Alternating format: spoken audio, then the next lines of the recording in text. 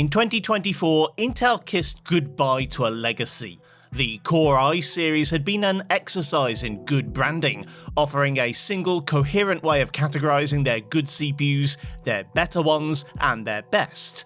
The i3 range didn't have the association with luxury and performance that the i7 and later i9 earned, nor did they capture the mid-range and gamer markets like the i5s. But the i3 had its own audience. It was a step up from the literal e-waste priced beneath it, and for the average user it was more than sufficient for their needs. After 15 years of this status quo, Intel decided, in their infinite wisdom, to burn it all down and start from scratch with a new, very slightly different identity. Sorry? How's that going for them? Don't ask. The 14th generation i3 was the last one to bear the name, and despite the rise of the Intel, whatever these things are called, you can still buy an i3 14100F brand new in 2026, and because of its compatibility with both DDR5 and DDR4 RAM, you might just want to.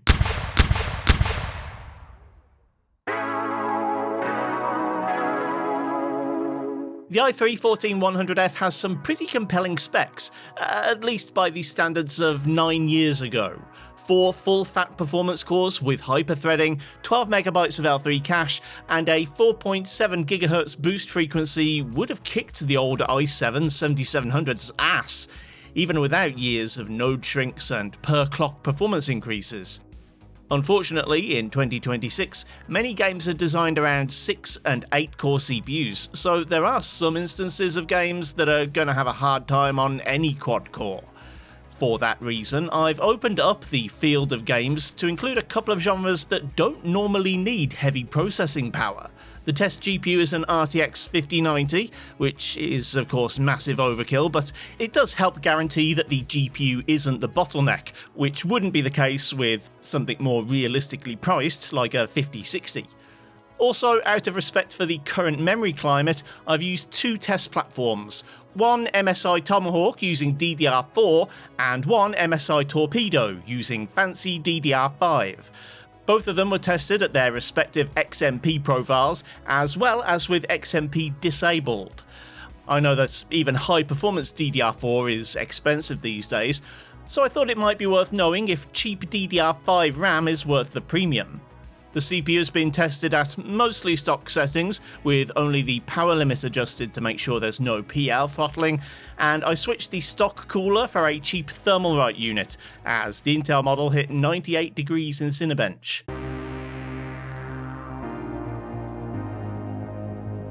Speaking of which, if you only paid attention to Cinebench 24 results, you would take away the idea that there's basically no difference between DDR4 2400 and DDR5 5600, and only a margin of error between DDR4 3600 and DDR5 6400.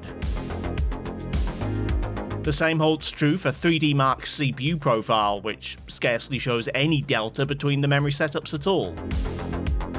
Meanwhile, Geekbench shows a more substantial difference, with both speeds of DDR5 beating the DDR4 equivalents by about 900 points, or 10 to 13%. That might make Geekbench seem like an outlier, but as we get into the gaming results, it's going to become clear that it's actually the norm. Competitive first-person shooters are one of the main reasons for gamers to upgrade their PCs, and here the CPU is arguably the most important factor. Battlefield series games are particularly demanding on processors, especially in 64-player lobbies like this, and for its part the i3 does okay. Averages are certainly playable, if not ideal. They stay above 60 regardless of the memory setup, but 1% and 0.1% lows are pretty bad across the board. Memory performance does make a surprising difference, with the faster DDR4 benefiting by 15 to 20% over the basic stuff, but it doesn't fix the frequent frame drops that the i3 can't seem to avoid.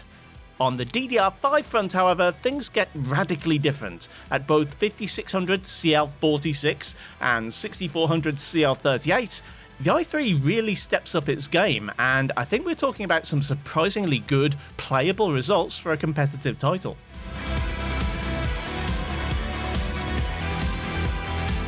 Arc Raiders suffered from one consistent issue across every test setup.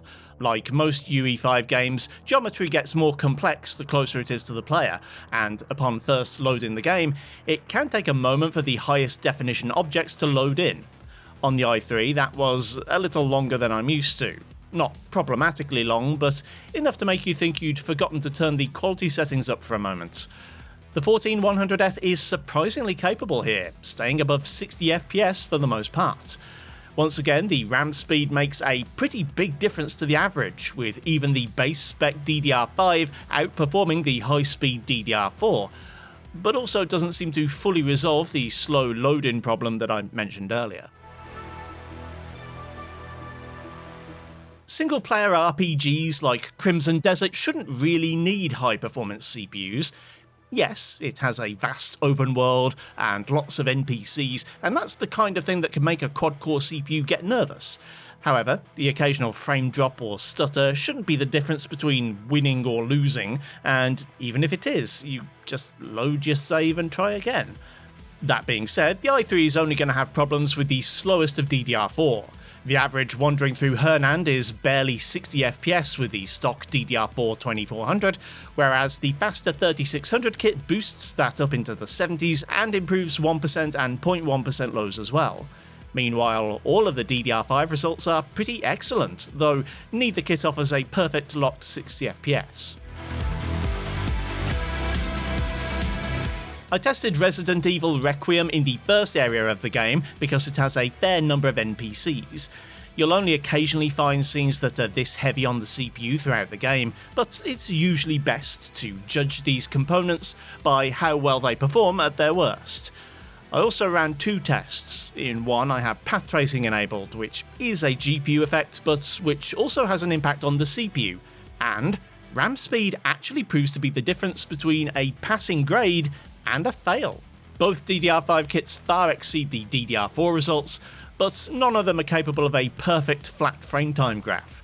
That being said, there aren't many decent PT-capable graphics cards that are as affordable as the i3, so these numbers might be fairly meaningless. The run without any form of ray tracing was much more favourable to the i3, and every RAM kit delivered playable results. Still, by the numbers, the DDR5 kits are running away with it here. The gap is much smaller in Death Stranding 2, another single-player title where CPU performance might not be your biggest concern. Not only is the average above 60 FPS, it remains over 60 even with the slower memory kits. The real benefit for the faster memory is percentile lows, with the faster DDR4 kit seeing a roughly 33% boost to minimums over the basic kit. Doom: The Dark Ages does rely completely on ray tracing and won't even launch on a PC without it. But that aside, there aren't any massively complex AI running behind the scenes, so the i3 is actually a perfectly cromulent choice here. Even with slow DDR4 it's averaging over 80 FPS, and upgrading to faster stuff only benefits by about 10% or so. The slow DDR5 meanwhile gains about 20% over the fast DDR4, and at 6400 we're passing 120 FPS on average, and over 100% are lows. It should also be pointed out that path tracing, which as I've said earlier is probably somewhere above the i3's pay grade, is still pretty performant here, having less than a 10% hit to averages. I've never quite understood why the Last of Us series is so heavy on CPUs.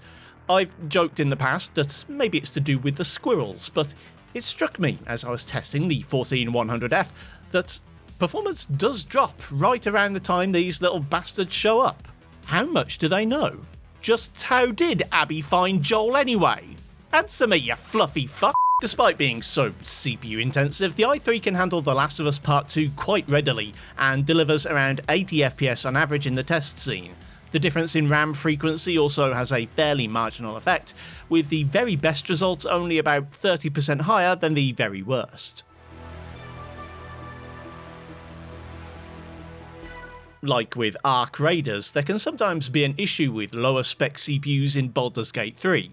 Sometimes, often with the slower RAM, it takes a few seconds for buildings, NPCs and higher quality assets to pop in when first loading a save or entering a new area. It wasn't the worst example I've ever seen, but the i3 with DDR4 2400 still suffers from this problem, where a 6-core i5 probably wouldn't. In terms of gameplay performance, you probably don't care all that much, it's a turn-based RPG, but for the record, the 14100F is capable of 60 plus on average, and again the faster memory speed has a pretty significant benefit to 1% and 0.1% lows.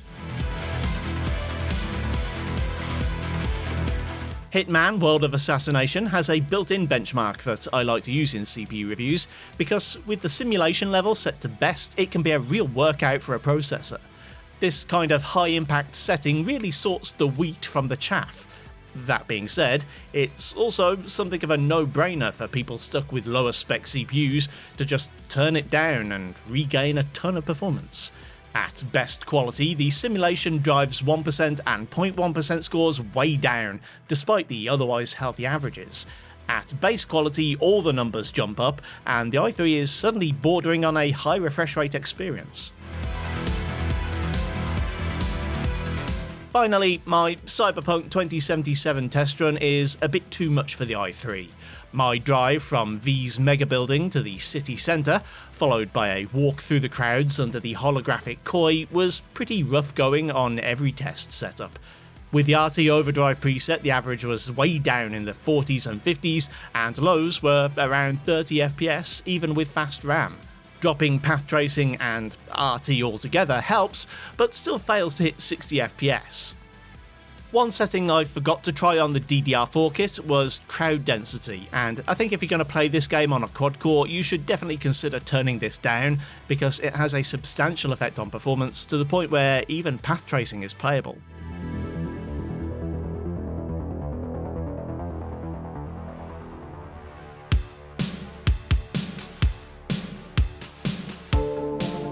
It needs to be pointed out that this is a CPU review, and as such, I've artificially created situations in these games where the CPU is the limiting factor. In real life, it almost never will be. You won't be pairing the i3 14100F or any other $100 processors with $4,000 graphics cards. Or at least I hope you won't. And many affordable GPUs in this price category won't be up to the task of stuff like ray tracing and path tracing. That being said, modern entry-level GPUs are pretty powerful these days, if not cheap and also not over-encumbered with VRAM, and upscalers like DLSS, FSR4 and XeSS are good enough that you could still be aiming for frame rates over 60 in many games. To that end, the i3 is a bit of a mixed bag. There are still titles where 4 cores just isn't enough, and if you truly are in a position where you're wondering if it's worth paying more for a DDR5 motherboard and matching RAM to go with your $100 CPU, you're probably looking at things from the wrong angle. The cost of upgrading your RAM, even from DDR4 2400 to 3600, could instead cover a 6-core i5 12400F, which, despite being 2 series older and 300 MHz lower clocked, is still going to be the better performer in many games. In fact, for the cost of stepping up to DDR5, you could afford the faster DDR4 and the i5, or maybe even an i7 in this day and age. If I have time, perhaps I'll come back to these results and test the i3 with DDR5 against an i5 with DDR4 and see which is the best value. In the meantime, thanks for watching, kindly do the usual YouTube things if you feel so inclined, and I'll see you next time.